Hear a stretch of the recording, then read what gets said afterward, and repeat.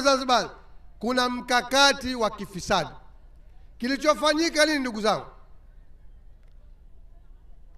Imechukuliwa kampuni ya kichochoroni inaitwa Ozone International. Halafu hii kampuni ya kichochoroni ikatafuta kampuni nyingine ya kichochoroni iliyoko Maskati, Oman, si ya serikali. Tufahamiane vizuri, mtu asije kadhani labda tunaihusisha serikali ya Oman. Kampuni ya kichochoroni tu Maskati huko inaitwa Oman Data Park. Kampuni ya kichochoroni Ozone International imetafuta kampuni ya kichochoroni, imekabidhiwa kazi ambayo ilipaswa kuwa siri ya kusimamia tenda za serikali, imefungwa Omani, watu hata habari hawana. Lakini hoja si siri ndugu zangu, nimesema na yafupisha maelezo kwa sababu ya muda. Hoja nini?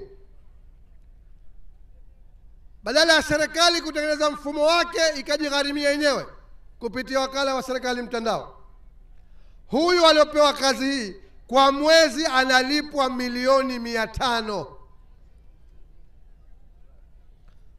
Milioni 500. Tena ndugu zangu, kapewa mkataba mpaka 2027.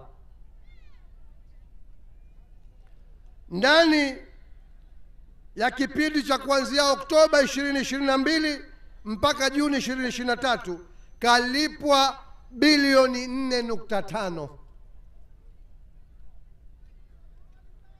Na hizi fedha, kuwaonesha kama tunajua kila kitu, zimelipwa kupitia akaunti ya PBZ, account namba 0828583001. Bilioni 4.5.